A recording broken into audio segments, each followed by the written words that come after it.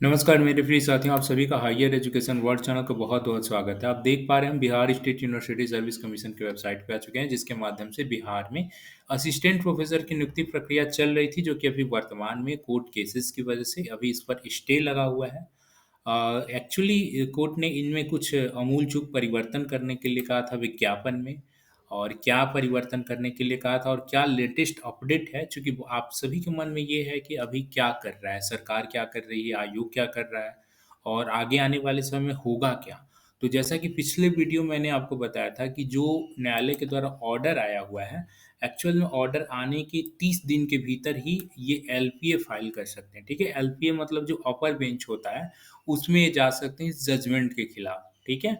ये ऑर्डर देख पा रहे हैं 24 फरवरी 2023 को आया था, यानी अगला 30 दिन कब होगा? 26 मार्च को होगा। क्यों? क्योंकि बीच में ये आपको 28 का मंथ है, तो फरवरी मंथ है, 28 का होता है, तो यहाँ पर 30 दिन पूरे 26 मार्च को कंप्लीट हो जाएँगे। तो इसलिए यहाँ पर इनको समय अवधि कितनी बचती है? 26 मार्च तक के दरमियान ये जा सकते हैं एलपीए के लिए, अपर बेंच में। जैसा कि ये प्रीवियस वीडियो में आपको बताया गया था, तो अभी हाल के दिनों के अगर घटनाक्रम कहें, तो देखिए यहाँ पर अभी ये देखिए इस न्यूज़ आर्टिकल के अकॉर्डिंग क्या कहा जा रहा है कि शिक्षा विभाग सहायक प्राध्यापकों की नियुक्ति के मामले में विधि और सामान्य प्रशासन विभाग से राय माँगने जा रहा है। सबसे पहली बात तो ये है कि आप समझ रहे हैं कि ये विधि जो कही ये कौन जा रहा है? शिक्षा विभाग जा रहा है। किसके पास? विधि और सामान्य प्रशासन विभाग के पास राय माँगने। अब यहाँ पे थोड़ा हास्यास्पद ये है कि ये जो ऑर्डर आया हुआ था और इस पे जो कोर्ट केस की जो पूरी प्रक्रिया बहस चली थी, इसमें माननीय एडवोकेट पीके शाही सर की तरफ से इसमें सारे बहस किए गए थे, अभ्यर्थियों की तरफ से।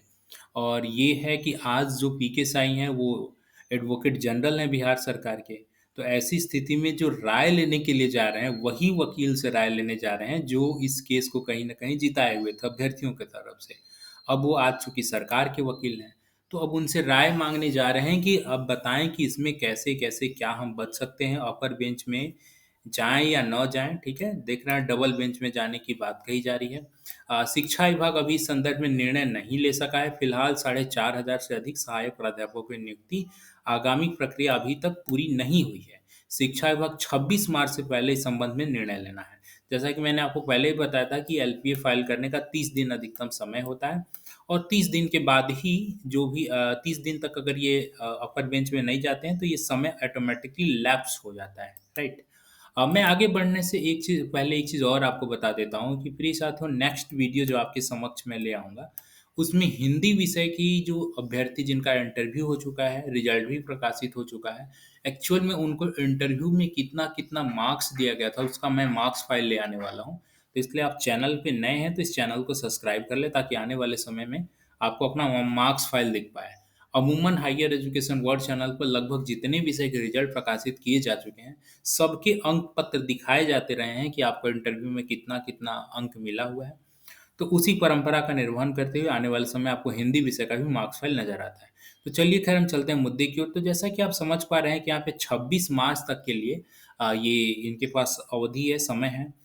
एक्चुअल में ये आखिर क्यों एलपीए में जाना क्यों ज़रूरी है? क्या सच में बिना एलपीए में गए यहाँ पे चीज़ें नहीं बनने वाली हैं? एलपीए मतलब अपर बेंच, जहाँ पर ये इस ऑर्डर को चुनौती देंगे।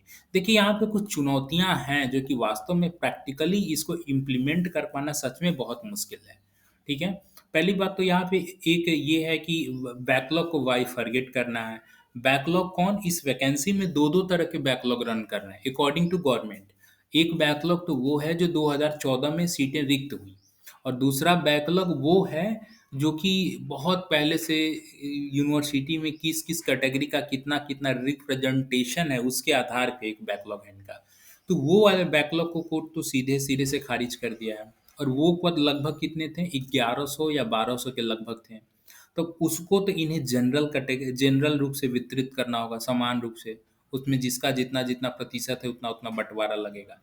तो एक तो यहाँ पे सरकार को अपने पक्ष की तरफ से लिबरल होकर के वहाँ पे रियायत बरतनी होगी, उसको बैकलॉग में ना मिला करके करंट वैकेंसी में ऐड करना होगा। क्योंकि अगर आप उसे बैकलॉग मान रहे थे तो 2014 में भी उस पद को एडवर्टाइज़ करना चाहिए था, लेकिन 2014 में एडवर्टाइज़ नहीं किया। ये जितनी भी बातें मैं कह रहा हूँ, एक चीज़ स्पष्ट कर दूँ, ये मैं नहीं कह रहा हूँ, ये कोर्ट के आदेश के अकॉर्डिंग है। बहुत सारे अभ्यर्थी मैं देख रहा था यूट्यूब पे कमेंट कर रहे थे कि आप जनरल कैटेगरी के हैं या फिर आप बैकवर्ड कैटेगरी के हैं, जिस वजह से आप उनका पक्ष ले रहे हैं। प्रिय साथियों, मैं किसी का पक्ष नहीं ले रहा, पक्ष रहित बातें आपके समक्ष रख रहा हूँ। एक्चुअल में ऑर्डर क्या-क्या है, मैं उस बिहाफ़ पे कह रहा हूँ। देखिए यहाँ पे तो जैसा कि मैं बोला कि बुनियादी चुनौतियाँ क्या-क्या हैं। देखिए यहाँ पे चुनौती सबसे पहले तो एक ये भी है कि the said backlog post shall be treated as separate class. ठीक है, तो ये बहुत सामान्य से है कि बैकलॉग जो पद हैं जो 2014 में रिक्त हुई थी उसको अलग से दिखा देंगे और जो करंट वैकेंसी है उसको अलग से दिखा देंगे। और और जो मैंने पूर्व वाले बैकलॉग कहा कि उसको अब सामान्य रूप से वितरित करना होगा, तो वो जब सामान्य रूप से वितरित करेंगे तो फिर जितने भी कैटेगरी में सीटें घट रही थी, चाहे जनरल हो, चाहे बीसी हो, पीएच हो, ईडब्ल्यूएस हो, फ्रीडम फाइटर हो, वो सभी मेंटेन हो जाएंगी। ठीक है, अगर सीटें कम होंगी तो वो 2014 के बैकलॉग की वजह से कम होगी, जो कि मान्य है। कोर्ट भी कह रहा है कि backlog post shall be treated as a separate class, आप उसे सेपरेट करिए। ऊपर के ऑर्डर में ऑलरेडी बताया गया है कि बैकलॉग किसे कहते हैं, जो कि बार-बार मैं आपको इलैबोरेट किया हूँ, इसलिए यहाँ पे वो चीज़ें प्रदर्शित नहीं करने जा रहा हूँ।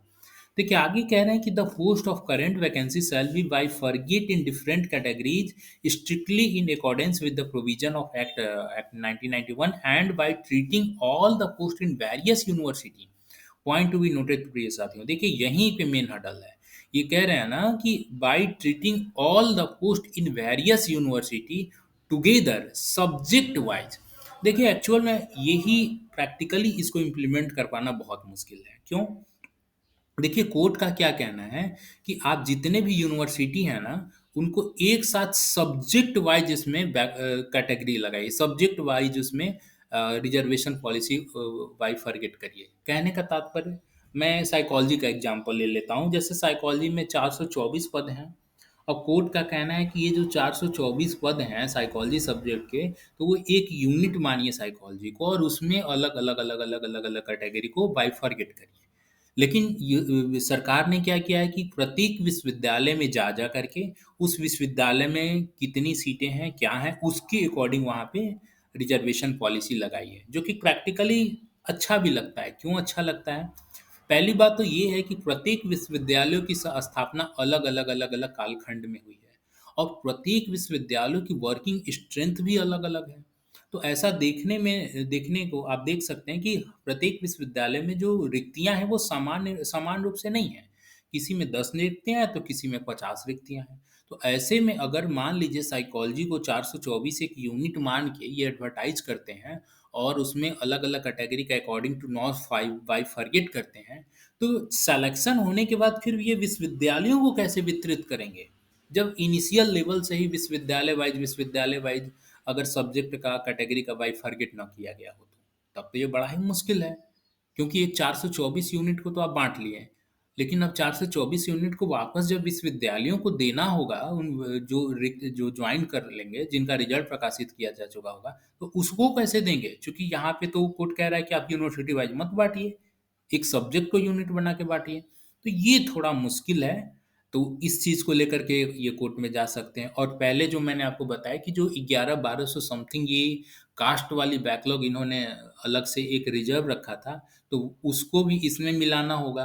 तो एक वो भी थोड़ा लिबरल या फिर ये यहाँ पर उनको इस चीज़ को ऐड करने के लिए समझौता करना होगा। तो उस समझौता वाली भी चीज़ को लेकर के ये अपर बेंच में जा सकते हैं। तो मुख्य रूप से ये 2 चीज़ें हैं जो कि कहीं न कहीं इन्हें अपर बेंच में ले जाने के लिए मजबूर करता है।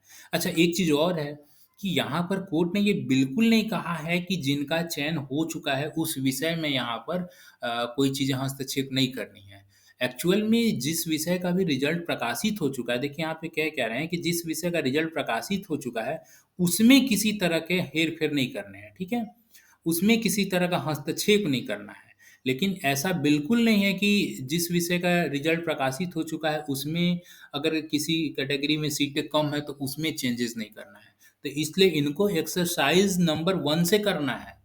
इनको एक्सरसाइज़ जो है पहले विषय में जिसका जॉइनिंग हो चुका है, वहाँ से करने की बात कही गई है। और अगर उसमें भी कोई सीटें कम वगैरह हैं, तो वहाँ पर जिनका चयन हो चुका है, उसको कोई भी क्षति पहुँचाए बिना जो सीटें रिक्त हैं ऑलरेडी उस कैटेगरी विश्वविद्यालय में, उसको ऐड करके फिर से इंटरव्यू कंडक्ट करने की बात कही गई है।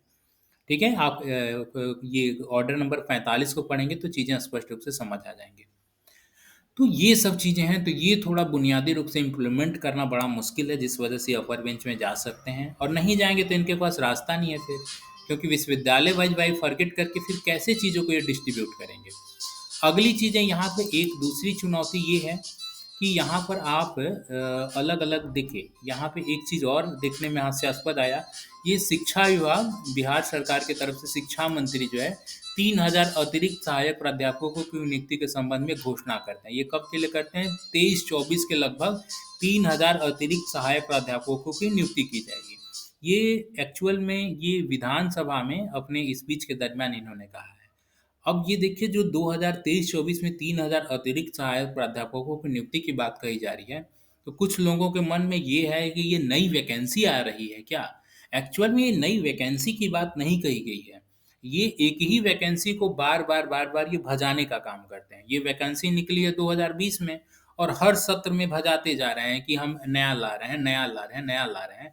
अरे 2020 में जो आपने एडवर्टाइज़ कर दिया, वो तो 2020-21 के सत्र का रहा ना, आप उसी चीज़ को 2023-24 में भी आप भजा रहे हैं कि 3000 अतिरिक्त सहायक प्राध्यापकों की नियुक्ति की जाएगी। तो खैर, तो ये पॉलिटिक्स किया जा रहा है यहाँ पर, ठीक है? ये अलग से कोई एडवर्टाइज नहीं होने जा रहा है, जो ऑलरेडी यहाँ पे वैकेंट हैं, जिसकी अभी इंटरव्यू कंडक्ट नहीं की गई है, आफ्टर एक्सरसाइज बाय द शिक्षा education department and state university service commission, वो फिर से इंटरव्यू की प्रक्रिया जब आरंभ होगी तब के लिए वो चीज़ें हैं, ठीक है? तो यहाँ पे आप भ्रम में न पड़े कि ये कोई नए पद एडवर्टाइज होने जा रहे हैं वगैरह वगैरह। अच्छा, इसी दरमियान एक और घटनाक्रम देखने को मिला कि यहाँ पर देखिए, सभी कुलसचिव जो राज्यपाल यहाँ से जब वो मेघालय जा रहे थे, तो जाते-जाते बहुत सारे रजिस्ट्रार और तमाम पदों का ये चयन करके गए थे और नए राज्यपाल आने के बाद से ये सभी कई विश्वविद्यालय हैं, जिसमें वीर कुँवर सिंह है, पाटलिपुत्रा है, पटना है, ठीक है? आप देख सकते हैं मगध है, तो बहुत सारे विश्वविद्यालय हैं जिस पर जो रजिस्ट्रार होते हैं उनके कार्य से इनको रोक दिया गया है, ठीक है? किसी भी प्रकार के देख रहे हैं यहाँ पे लिखा हुआ है, कुल सचिव के सभी प्रकार के कार्यों एवं कर्तव्य निर्वहन पर तत्काल प्रभाव से रोक लगाए जाने के संबंध में। तो ऐसी स्थिति में कई विश्वविद्यालयों में जो गेस्ट टीचर की नियुक्ति होने वाली थी, वो चाहे वीर कुँवर सिंह विश्वविद्यालय हो, वीर कुँवर सिंह में भी गेस्ट टीचर के रिजल्ट आने वाले थे। तो वो देखिए, रिजल्ट प्रकाशन पे भी वो प्रभाव तो पड़ेगा ही पड़ेगा। तो इस वजह से वहाँ पर भी देरी हो रही है, ओके? और एक और घटनाक्रम निकल के आया है कि यहाँ पे देखिए, मगध विश्वविद्यालय में पाली विषय की यहाँ पे ज्वाइनिंग कराने के लिए एक लेटर इश्यू किया गया है, ठीक है? ये देखिए 28, ये स्पष्ट रूप से समझ नहीं आ पा रहा है, लेकिन ये जैसा कि देखने में ऐसा प्रतीत हो रहा है कि 28 फरवरी 2023 को किया गया है। तो ये भी थोड़ा हास्यास्पद है कि जब ऑलरेडी इनको कहा गया है शिक्षा विभाग को कि सभी विषय में एक्सरसाइज करने के बाद आप फिर से इनको ज्वाइन कराइएगा, और जिसमें अगर सीटें कम होंगी या अधिक होंगी, उसको जोड़ तोड़ करने के बाद, इंटरव्यू कंडक्ट करने के बाद जब फाइनल रिजल्ट निकलेगा तब आप ज्वाइन कराइएगा। लेकिन ये बीच में एक तरह से कहा जाए कि कोर्ट के नियम का उल्लंघन करते हुए ये पाली विषय की ज्वाइन कराने जा रहे हैं। वैसे हो सकता है कोर्ट के नियम का उल्लंघन किसी पेज की वजह से न हुआ हो, ये तो खैर वही जाने। मैं स्पष्ट रूप से इसमें नहीं कह पाऊंगा कि कोर्ट का उल्लंघन हुआ है कि नहीं हुआ है। लेकिन हाँ, सामान्य तरीके से ये होना चाहिए था कि पाली विषय में भी एक्सरसाइज कर लेनी चाहिए थी, और उसमें अगर जनरल कैटेगरी में या फिर ईडब्ल्यूएस में या पीएच में या फ्रीडम फाइटर में अगर सीटें कम पड़ रही थी, तो उसमें भी न्यूली जो सीटें ऑलरेडी यूनिवर्सिटी में खाली हैं, वो ऐड करने के बाद, फ्रेश इंटरव्यूज पे कंडक्ट कराने के बाद, इसके बाद ज्वाइनिंग होती। खैर एनीवे, यहाँ पे ये चीज़ें एक घटित हुई हैं। तो यही सब तमाम पहलू रहे प्रिय साथियों, जिस पर कि हाल के दिनों में यही सब घटनाक्रम घटित हुए हैं। मुझे उम्मीद है आने वाले समय में ज़रूर कुछ शुभ सूचना निकल के आएगी। 26 मार्च तक का इंतज़ार करें कि ये एलपीए में जाते हैं कि नहीं। एलपीए मतलब जो अपर बेंच है, वहाँ पे जाते हैं कि नहीं, वो आने वाला वक्त बताएगा, समय बताएगा, समय का इंतज़ार करें। और रही बात कि हिंदी विषय में कितने मार्क्स आए हैं वगैरह वगैरह, तो आपको जल्द ही वो वीडियो उपलब्ध हो जाएगा हायर एजुकेशन वर्ल्ड चैनल पे। नए हैं तो चैनल को सब्सक्राइब करें, वीडियो पसंद आए तो लाइक ज़रूर किया करें, क्योंकि उससे ही मेरा मोटिवेशन बना रहता है। अन्यथा मैं भी अगर डिमोटिवेट हो जाऊंगा तो शायद आपको सूचनाएं समय को उपलब्ध नहीं हो पाएंगी। आप चैनल को बने रहें, इसके लिए बहुत बहुत धन्यवाद। Thank you.